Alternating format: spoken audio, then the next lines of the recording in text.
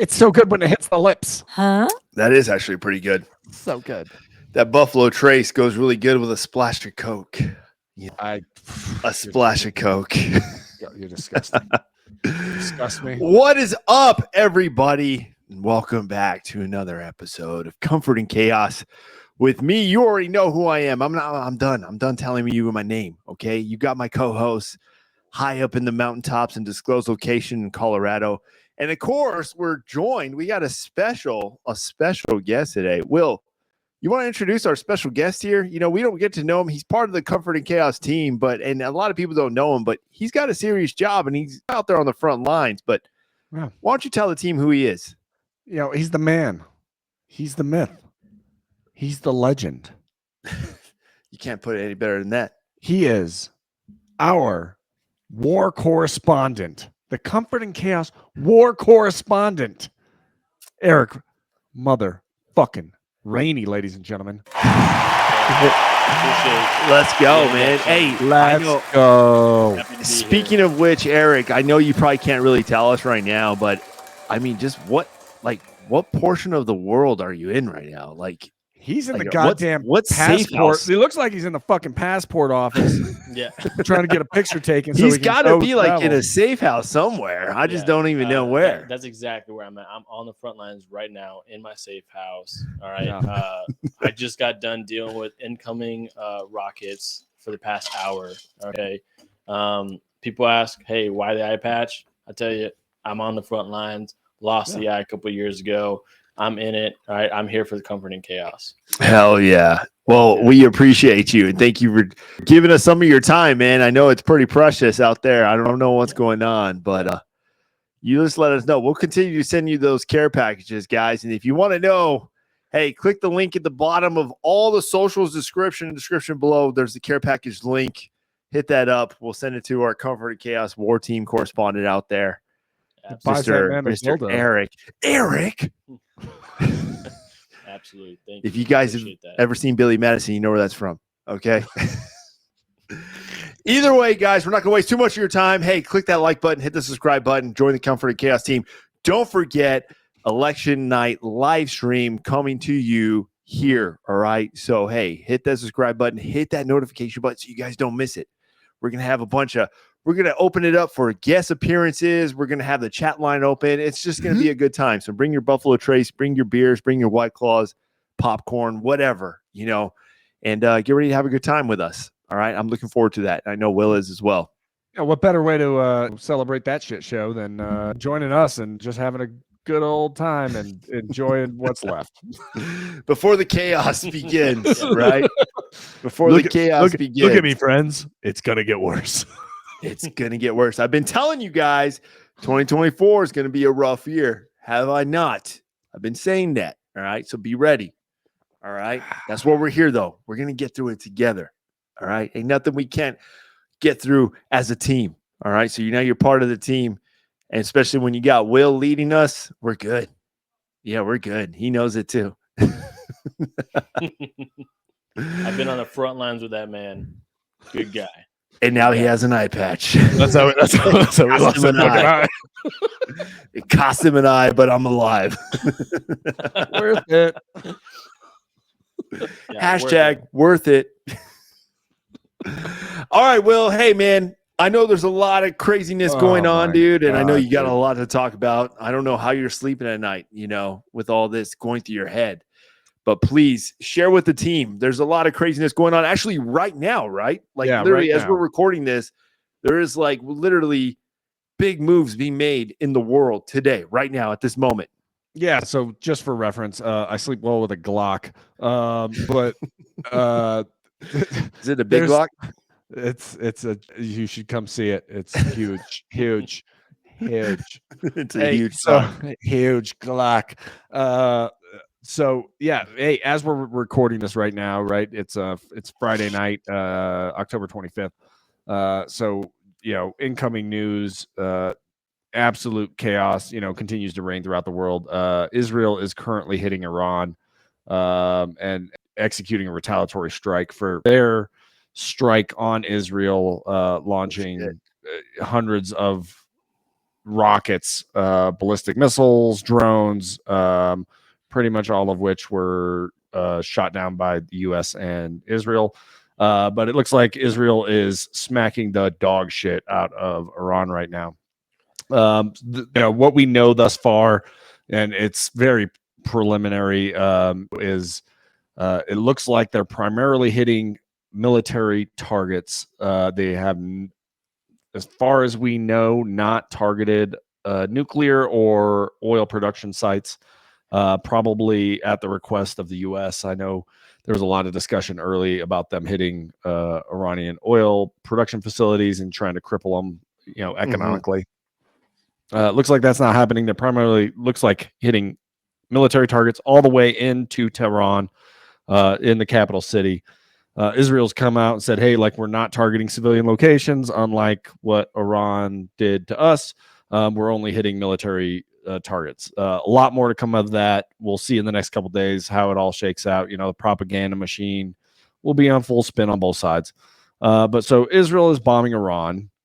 And then you've got, right, like Iran and now North Korea supporting Russia in their war against Ukraine. Ooh. And so, right, we already doing for supplying drones, missile. They're supplying drones. Yeah, the Shaheeds, they're basically like long range. Are they made from cardboard? Like, I don't how. They've got a really sophisticated they have drone program. I mean, theoretically speaking, the Iranians do have a decent drone program. So. Oh, Iranian. Okay, I was talking about my bad. I thought you were talking about the North Koreans. I was talking about the no. So the North Koreans, had previously signed some pacts with Moscow, specifically to supply, their shitty, ballistic missile capability, and their rockets that have been reported on previously for. Not doing exactly what they thought. It's like the kid who it's like the neighbor's kid who just joins T-ball and he's sleeping in the uniform the night before the game. He's like, I got a T-ball game. He's telling all his buddies in class, and they're all playing little league. And then he's like, yeah, I'm on a T-ball team. Yeah, I'm here to play. Okay. Yeah. Well, okay. I mean, the production for, how the way that Russia's military doctrine is, right, is more meat for the machine, right? Like, we're just going to throw sheer numbers at the problem set and it'll sort itself out. Like, if we lose a couple 100,000, we lose a couple 100,000. I mean, and that's been their style of fighting since World War I. Correct. And so, hey, you die, pick up the magazine of the guy in front of you. Here's the extra magazine. Pick up their rifle and continue the fight. After he dies, just throw numbers, bodies. And that's what they've done thus far, right? Like, they've essentially euthanized their entire prison population at this point, and that's not a joke. Like, I wish it was a joke. It's not a joke. Like, actually, our war front correspondent, I think he confirmed that he was currently drinking pure lime juice. He's drinking pure lime juice. I don't know, probably some like foreign beverage. But our wartime correspondent, hey, can you confirm that? Is that true? Has the Russian prison population basically been euthanized right now in Ukrainian efforts? I don't want to spread any propaganda, but I cannot confirm nor deny if that is true. All right, go ahead. Well, I can tell you that widely it's been fucking reported. Yeah. It's happening, right? Like, they've utilized pretty much their entire prison population, and they're losing. Depending on where you get your stats from, I mean, it's hundreds of thousands at this point of people being killed in that conflict. Oh yeah. And they're just continuing to throw more. But what it's looking like is, unless Moscow, and these are shaky reports, right? Unless Moscow starts to look at mass mobilization of their civilian population, like, they're about out. Like, they are running desperately thin. Their economy is collapsing. And they're running out of weapon systems. So this is where it gets super interesting, right? So on top of the weapons, it looks like North Korea is starting to supply troops. And so I've got a quick video here. Bodies, right? Bodies. It's funny that you say that, Will. And I don't mean to interrupt, but it's funny you say that because I read an article about maybe 2 weeks ago, and it was a New York Times article, and it was basically saying that economically speaking, Russia literally almost has literally till 2025 before they hit a total economic collapse where they logistically cannot support. Like they are now saturated economically for a war front support system. Yeah, I saw that as well. And you're right. Like there's multiple different reports kind of similar to that vein, both from economic and a personnel perspective that, hey, like there's a good potential that Moscow has kind of been backed into a corner. And the question is how is he going to react to this? Right. Like, is he just going to continue to try and ramp? Or is he like finally going to just, all right, like I got to kind of come to the table and I got to close this fucking thing out because it is bad. And there's definitely he's got a window and that's it. Yeah. Yeah. And that's decide on something. Right. And now you haven't heard that from the U.S. side, which is kind of interesting, at least politically, militarily. So, right, there's obviously a ton of pressure to retract support from Ukraine, at least on, from certain aspects of the government. A lot of the right wing side of the house is like, hey man, like what the fuck is the objective here? Like this is just, we're prolonging a suffering of and casualties. And what are we doing here? Like, what's the strategy? Well, it looks like if the strategy is just, hey, if we can get to this point and force him to back off, then it's been fairly successful. Like you've essentially crippled their military, their economy's in shambles, like, and you put political pressure to get rid of old Vlad. So that's interesting. Yeah. If that's the strategy, or did we just kind of fucking fall into that? I don't know. But this North Korea piece is where it gets, like we're increasing and ramping up danger levels here. When you start talking about, North Korea supplying troops. Let's take a look at a quick video and then we'll kind of discuss. Okay, let's see this. All right. God damn it, Jamie. Pull the fucking video up. Jamie, pull the video up. What the hell? God damn. North Korean leader Kim Jong-un is sending his troops on a mission unlike anything they have done before. About 3,000 North Koreans are being trained at 3 sites in Russia, U.S. officials have said, with South Korea saying as many as 12,000 North Korean soldiers are headed to Russia to help Vladimir Putin with his war on Ukraine. The deployment is the first time that North Koreans could be battle-tested since fighting ended more than 70 years ago in the Korean War. The deployment gives Kim the chance to test his arms and tactics on an adversary that uses weapons similar to what its greatest foe uses in South Korea. It also marks a new stage in the cooperation between Kim and Putin, which has included Pyongyang sending millions of rounds of artillery to Moscow to aid in its war. In exchange, Russia has provided aid that's propped up North Korea's economy and technology that's helped Kim develop his weapons. The U.S. and South Korea have said. Moscow and Pyongyang have denied the allegations. Backyard of his house. It does a little bit. Man, so North Korea is sending troops. I mean, yeah. Let me ask you this, Will. I mean, historically speaking,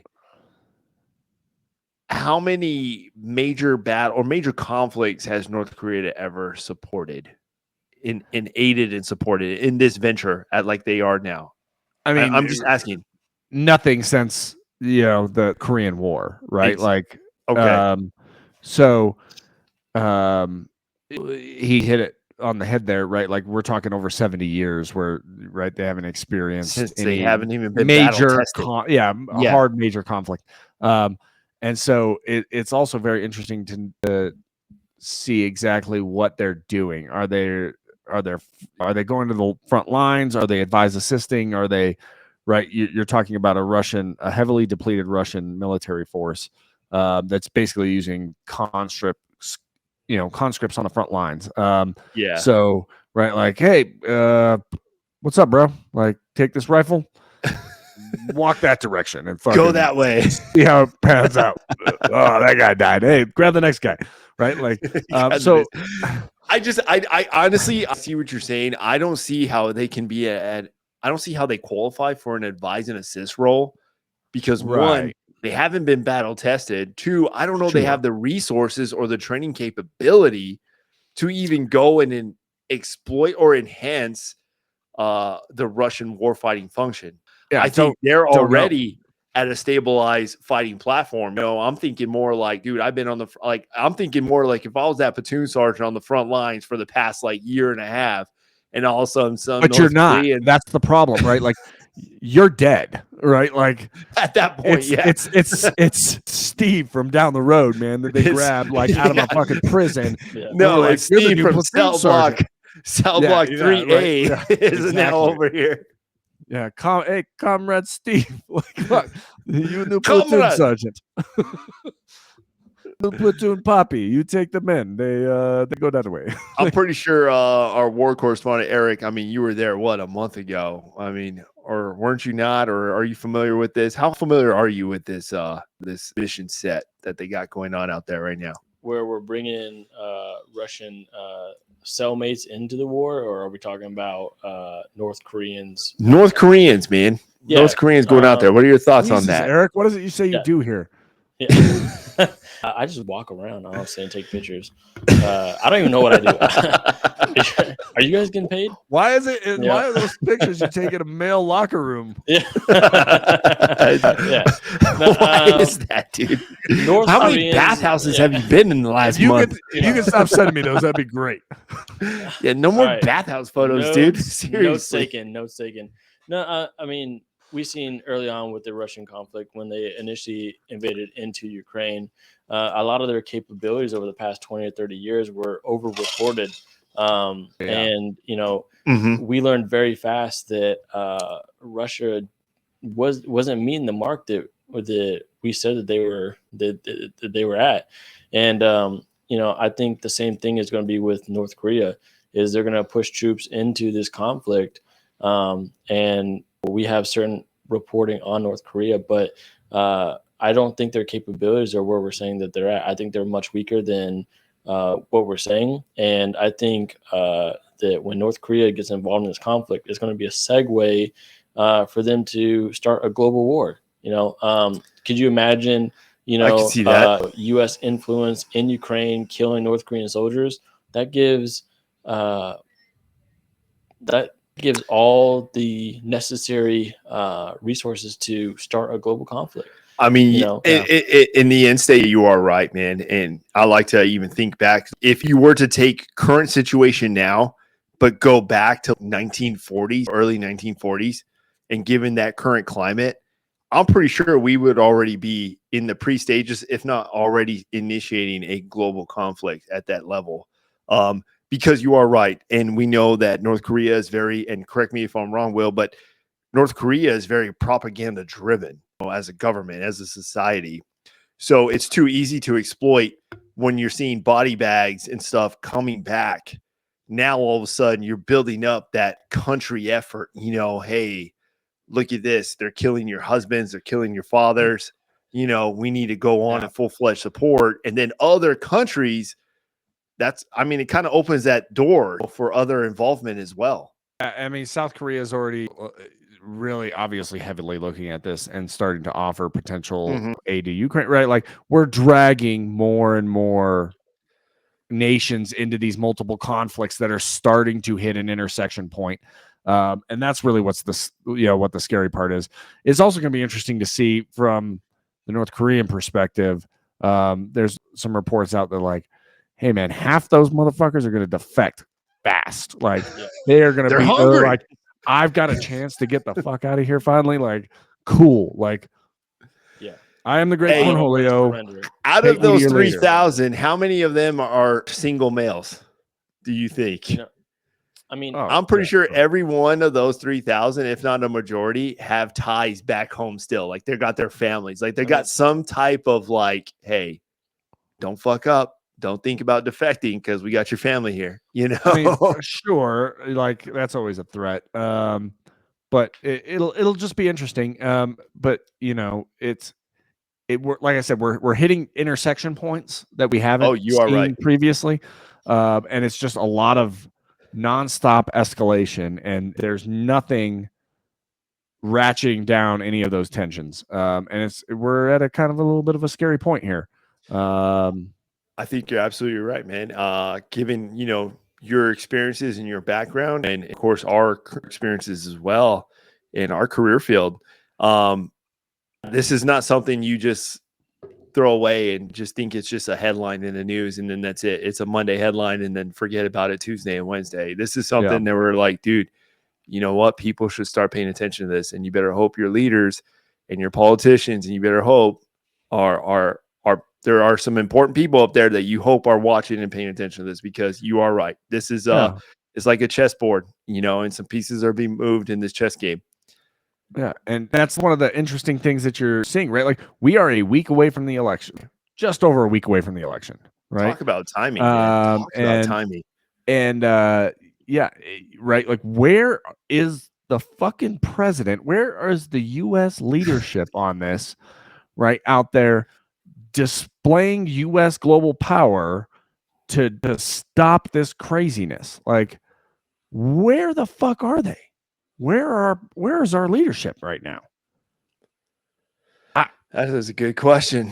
I don't know, Eric. Can you weigh in on that? I mean, I know you were somewhere in the East Coast recently. I mean, do you know where they all are? Yeah, absolutely. Or what's going on? No, are they at a coffee shop or something, or what's going on? One thing, I don't get too much into politics, but if Trump is elected into presidency, he's mentioned multiple times throughout his campaign that he's going to end that war in less than 24 hours.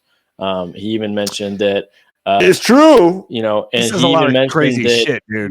He does say a lot of stuff, but and I think I haven't forgotten about that. So that is a big, a big promise to the world that you're going to go in there and sit down with the Kremlin and end this freaking war in less than 24 hours. He even mentioned that he would even take preliminary action before he was even in presidency to try and end the war as well. And I haven't heard much more about that. He hasn't really publicly said anything, but I'm curious. I'm very curious. November 5th, the next couple of days after, how is this war going to play out with him now being president? I think here. No, you do bring up a good point, man. 2 or 3 no, weeks, you actually do bring a good point. Here in the next 2 or 3 weeks is going to be critical. I critical agree for everybody. I agree, and you bring up a good point, because I'm pretty sure a lot of these world leaders, and Will, I mean, you can correct me if I'm wrong, but because of the posture that America has in that globalization, I guess you want to say, stability platform, and how we are very I guess supportive and also relied upon with world leaders, I do feel like a lot of these country leaders, Netanyahu, Iran, you're talking about all these world leaders. I'm pretty sure they're all kind of watching this election. And I mean, you can tell me, I mean, correct me if I'm wrong, Will, but do you think that kind of affects the decision making, that they're either got pre-planned or saying, hey, we're going to wait, let's see what happens, let's see who takes the seat before we go forward on that, or let's wait and see? I mean, 1000%. Like, it's like con planning, right? Like, there's a plan on the shelf for like how they're going to engage moving forward, depending on what happens after November 5th. But I disagree a little bit with within a couple of weeks after the election. I think that's probably one of the most dangerous points. Either way it goes, I think if the Dems take it, right, there's not really, right, like, it's 4 more years of basically the same shit that has been going on inside the country. Like, it really is. It's a lot more government handouts, leftist policies, shit I personally absolutely disagree with. But there's not a big shift there outside of internal the potential internal conflicts from the good old boys deciding that they want to fucking rise up again and doing some absolutely horrific shit. I think that's an internal issue. When you start talking external, right? If old Daddy Trump takes the cake there, and it right now there's this like lame duck session, right? Like we've got another couple months until he is officially in power, right? So what happens in those couple of months, and right, is there any undercutting from the current administration to the next? Because there has been in previous administrations where a bunch of executive orders, hey, let's try and ram some legislation through. Let's try and like kind of stifle, like we're going to be sore losers and we're going to fuck some shit up and make it a little harder for the next guy, instead of gracefully bowing out and going, okay, like cool. Like that isn't always the plan. And when you look at how divisive and the rhetoric and all the shit that's been happening, right? Like I think we're in a very dangerous period at that point. Either way it goes. But then you've got, right, like as we're leading up to that, right? Like you've just got nonstop chaos as well. Like it's great. It's fucking terrible. Right? Like, and it's just both sides. Like both sides are just being about as filthy as you can be, right? And God, like we just had an episode. I talked about how Elon is my Lord and Savior, and will deliver me from the fucking robots that are coming. But what he's doing currently, hey, mind you, I do like, and I don't mean to interrupt, but I do like how you said you had to throw in there, hey, Elon, I do say thank you to Alexa. Just know that. I'm the one. Like, I am one of those who do say thank you to ChatGPT, and I always say thank you to Alexa and Siri. Like we're homies. I always say thank you. Just know that. Know it. Like we're good, man. Don't send the fucking robots after me. But right, like this has been kind of widely reported, right? Elon offering up, $1 million. Essentially, it's kind of rigged for Trump supporters, right? He's been out stumping for Trump nonstop. Yes, but he's offering now money. It's to sign a basically a pledge, because essentially it's a sweepstakes. He's developed his own sweepstakes, right? So it is illegal to pay money to register a voter. Okay, so here's the thing, though, and right? He's not. He didn't say that exactly. But mind you, he has one of the most top. We're talking the top lawyers in the United States who literally works for him, on his payroll. We're talking the nation's top lawyer. I forgot his name, but he has literally the Eric. What's that guy's name? Eric. I don't know. Didn't you have coffee with him a month ago or something like that? Standby.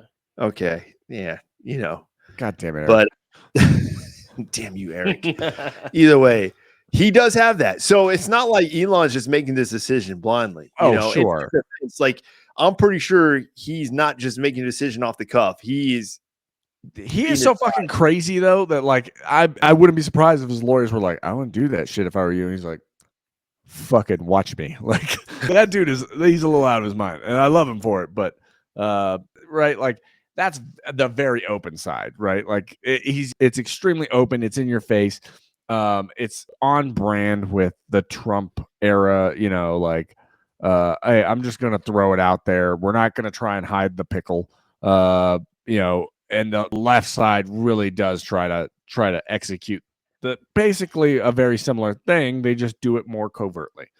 At least in the current political environment, right? When you start talking like big D Democrat party versus Trump, not necessarily Republican, but the Trump side of that house. Covert versus like, fuck it. Like we're just gonna tell you we're doing it. Don't care if it's dirty, but it's dirty. It's not a good look. But then, right, like I got another video to show you here. Ooh. And the UK, right, jumping in on the US election, right? And there's talks from the you mean some foreigners are about to be involved? Foreign interference in the election. Foreign interference. You've got the right. You've got the Chinese basically stumping for Kamala. You've got the Iranians. The Iranians causing chaos. Like it's the Russians, Trump, basically trying to get Trump elected. Like it's wild. It's wild. Like all of these different like intersecting things. But then you got the UK jumping in too. So let's take a look at that.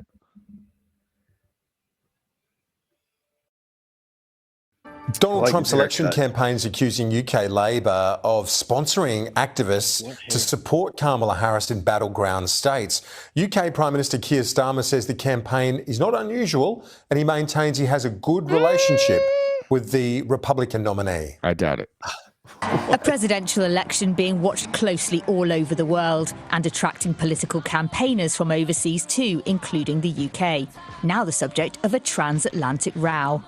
The Labour Party's head of operations posted online last week that nearly 100 Labour Party staff, current and former, were heading to battleground states and said she had another 10 spots available, promising, "We will sort your housing." The Trump campaign's lawyers quoted that post in this explosive letter to federal election authorities, calling on them to investigate the Labour Party for blatant foreign interference in the presidential campaign. They say paying for travel or accommodation or any use of party resources to organise the trip would breach US laws on foreign national donations. Damn. They deny any wrongdoing. How much they paid Eminem? Angela Rayner, standing in at Prime Minister's questions today, insisted the volunteers had paid their own way. Will the Deputy Prime Minister join me in applauding the brave Labour staff members who've travelled across the Atlantic to campaign against Donald Trump? People in their own time often go and campaign, and that's what we've seen. I want to go hang out in that room one of these days. Parties. People go and campaign, Oh yeah, and that's they wild. do what they want to do in their own time with their own money. Wow. Well, hey, Eric, I want to just say you might want to go ahead and divert your route to the UK next. Just kind of give us a lowdown on what's going on next time we bring you on. Just give us a lowdown. The next front's going to be. Go get yourself a little cup of tea. I want to see your background in front of Big Ben next time. Yeah. Hell yeah. Been to the UK, very expensive. I think that's where the next front's going to be at. So. Oh shit! Holy crap, Will! So what you're saying now is we basically got some foreign interference into a U.S. election. Yeah, I mean it's interesting to see, right? They're like, oh, it's normal. Like this is normal. It's a little not normal. And then you've got those open tweets initially until they were kind of, blown up. Saying, hey, like we are doing this on behalf of the party. Right, the Labor Party being the equivalent of the Democrat Party in the U.S. Right, a very left-wing party. And that would violate campaign law. It would violate U.S. law for foreign interference. They're like, no, they're just volunteering. They're all paying their own way. We're good. Like after the fact, that comes out. Right, it's not a great look. It's not a good look. No, it's not. And between that and old word salad Kamala, the most recent interview on CNN. Yeah, she did a town hall. Biden also did a town hall. Very interesting. They caught some audio from that of them saying the quiet part out loud before it. When an audience member was like, hey, are we going to this is town hall, right? Like we get to ask questions. And CNN, I think it was Maria Shriver, if I'm correct, who ran that one, was like, no, we've kind of got it all pre-baked in. Like, and there were basically no questions asked of the current sitting president because he's not sentient. And he's fucking full weekend at Bernie's at this point. But, yeah, hers was, just as interesting, when she jumped out there and openly called her opponent a fascist. And this is all based off of Kelly, his former, Trump's former chief of staff. He's a former Marine 4-star, and probably the longest serving, if I'm correct, chief of staff under Trump. He came out to a New York Times reporter and finally did an interview after 4+ years of not being around Trump or having anything to say about him. It's funny too, mouth Will, shut. I'm curious too, and maybe you can throw some insight in that. But at that level, don't they have like an NDA where they're held for a certain amount of time? Like even if they like get fired or they get relieved or whatever, they just can't go out and write a book instantly or can't go out and do a press conference. Like I'm just curious. As long as you get it pre-cleared, like just like any of us, right? Like you can go write a book tomorrow. When he fired Mad Dog Mattis, that was obviously a big deal, especially in the military community. Like they definitely went all out. But he went silent. Like he just like disappeared after that. Like you didn't hear him. You didn't really hear he wasn't getting interviewed. He wasn't on freaking CNN the next day or anything like that. He was silent. Most of them do, right? Like because there's a certain level of respect for the human, right, and the position, and you pay deference to it. And no, I don't have anything to fucking say to you, like about my time there. Like, and they usually just generally like, yep. And now Kelly had done the same thing for the most part.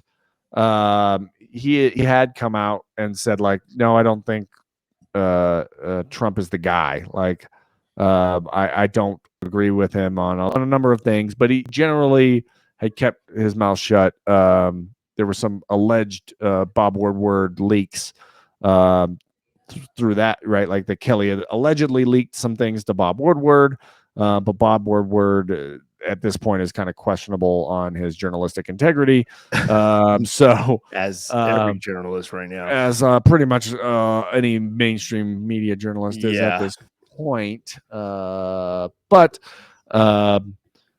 so he, the New York Times have been trying to get a hold of Kelly, like, and get him on record for years. And he had denied. He was like, "No, I don't have anything to say." And then he came out and was like, "Yeah, I think he's meets all the definition of a fascist." And so then Anderson Cooper asks Kamala, like, "Do you think he's a fascist?" She's like, "Yep, fascist." Like, okay. And during the same interviews where she couldn't answer a single fucking question about her flip-flopping policy, and just right, she has made this an election about her, not her. It's really just Trump. Like, yes or no? Like, do you want the current administration or Trump? And everybody's like, well, the current administration is a fucking dumpster fire. Yeah, but it's Trump. Like, yeah. So worry about us. It's right. Trump. Like, is it are you voting for policy and direction of the country, or are you voting for the human? And now there's arguments on both sides to say, hey, like, your temperament and your ability to handle situations and your ability to empathize with people and be a decent human is very integral to the presidency of the United States. Yeah. Okay. Like, got it. Then both of you should fuck off, frankly. But hey, we're at where we're at, and we've got, I don't know, what is it, 10, 11 days left? 10 days? Ooh, that's right. Go vote, 9 team. in a wake up, homie. 9 in a wake up. 9 in a wake up. So like, get out there, vote. Like, whatever it is, I don't care vote, who you vote for, just go vote. Yeah. And then, multiple scandals, really breaking from both candidates this week.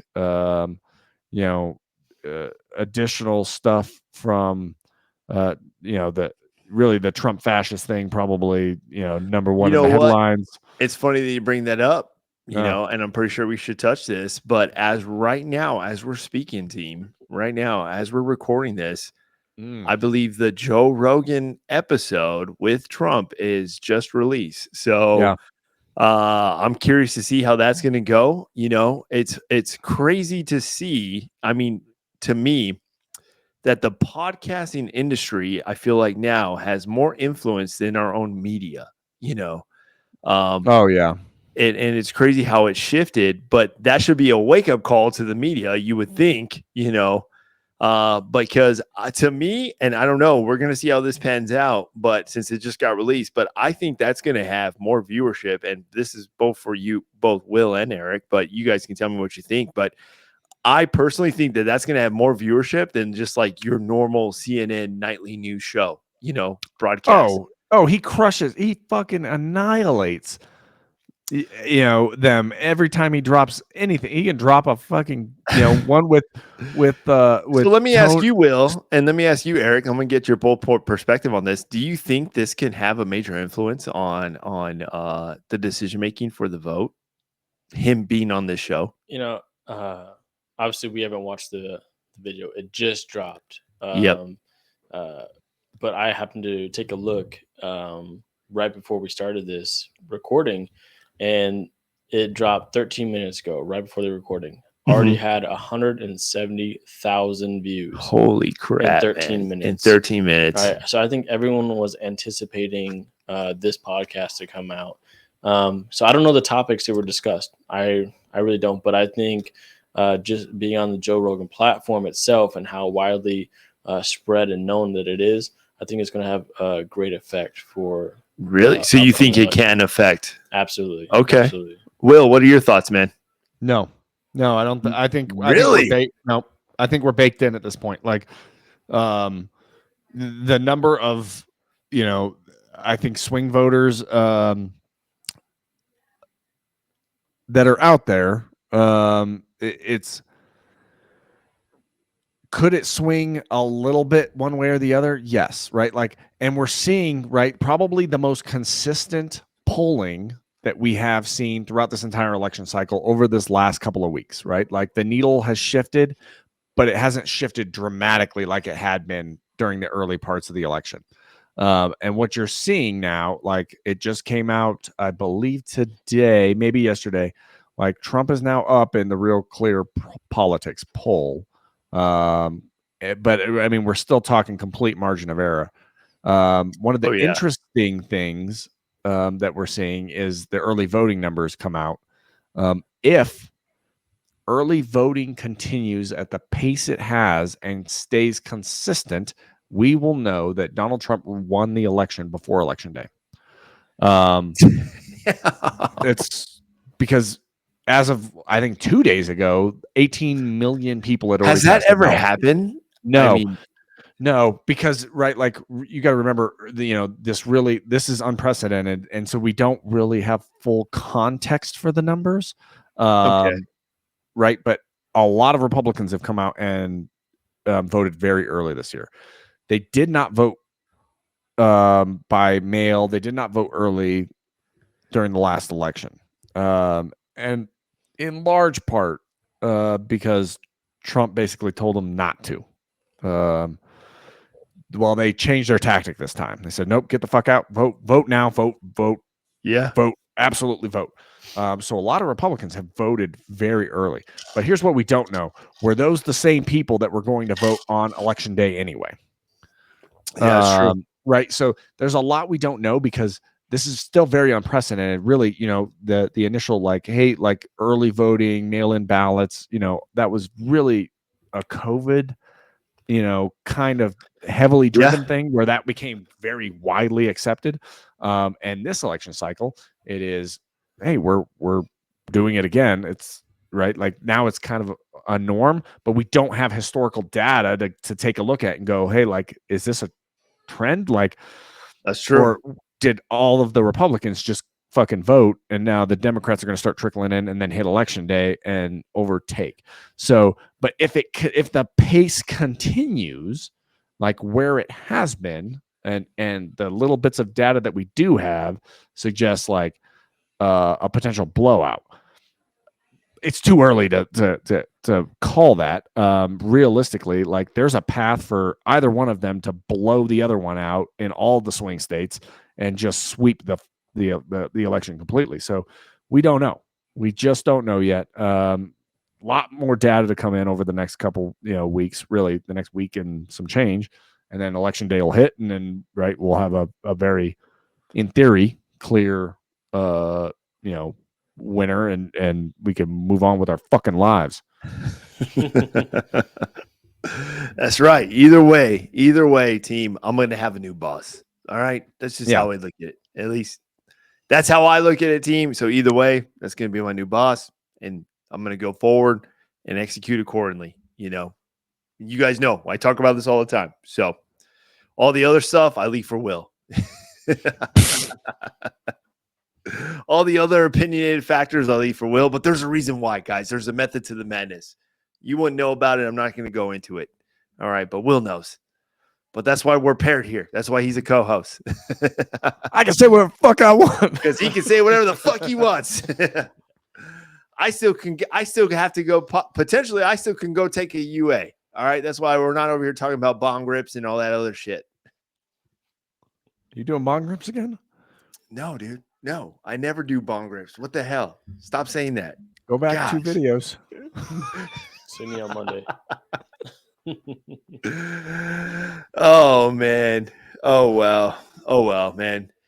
Well, that's all pretty. It's pretty crazy, Will. So basically, what we're getting from this episode, guys, if you haven't already, if the big takeaway is brace yourself. All right, that's it. Just brace yourself. You trust me. You can and you will get through it. Don't go crazy. Don't let the emotions go crazy. Don't let social media. Don't lose sleep. Don't let it. All right, because you're gonna see your screens. If you rely on screens for information, I'm going to tell you the next couple days, it's probably going to be pretty crazy. So don't do that. Maintain your common sense analysis like we always do here. And hey, you know what? You're going to get through it. I'll tell you that. All right. You will get through it, and stay calm, stay collected, and let's embrace this chaos together. All right. That's all I'm going to say. Let's see. Will, you got anything else for the team, or I think we're at a good stopping point for the day. I know you can. I know this can be a 5-hour episode, man. I know you're out there. You got your 5 monitors. You got your 5 monitors in front of you. You're constantly monitoring everything. We got our war correspondent, our frontline correspondent, Eric, who joined us in here today, who's probably, who knows where he's going to go. He's probably got to hop on a flight here pretty soon. You just never know. There's a lot going on in this world, a lot of chaos, but we're here for it, and we're going to find more fucking eye patches to get, man. Yeah, he's got more eye patches. Who knows? To get. I might be wearing double eye patches next year. Fuck yeah. You should totally do that. All right, guys. Hey, Will, you got any last words for the team? And Eric, brace yourself because you're next. See if you got any last words for the team as well. Yeah, man, go out and vote. Whatever it is that, whatever candidate, however you feel in your heart, the direction that you want to go, get the country going. This is what makes America one of the greatest countries on the planet, if not the greatest country on the planet. Like, go out there and vote, make your voice heard. And then, like you said, hey, differentiate your news sources, take a look at different perspectives, and usually the truth is somewhere in the middle. So keep an open mind. Hell yeah. Hey, Will, on that note, when are you voting? Did you already vote? I already did. Already did? Vote. Yep. Hell yeah. I'm going next week. I already told my commander, hey, I'm going next week, sir. I ain't going to be in at this time. I got to go. Got to go vote. Eric, what you got for the team, man? I don't got much, but I'll leave you guys with this. Failure of fear is the thief of opportunity. Okay? Go out there, be the best version of yourself. Go out there and vote. All right, go out there and take care of yourself. Just be better than you were yesterday. Actually, I said that. Believe it or not, you can Google that. Who the fuck said that? You can Google that. I actually haven't copyrighted that yet, but that is a quote from me that I made up 2 days ago, by the way. But it is a good quote. Okay. I like it. I like it. Hell yeah. All right, guys. Hey, thank you for tuning in. We'll see you on the next one. Don't forget, live election day broadcast brought to you by us, Comforting Chaos. And we want you guys to be there. So come in, have a good time, and let's face that election day chaos together. All right. I'll see you on the next one, team. Hit that like button, hit the subscribe, and we'll see you on the next one, team. Out.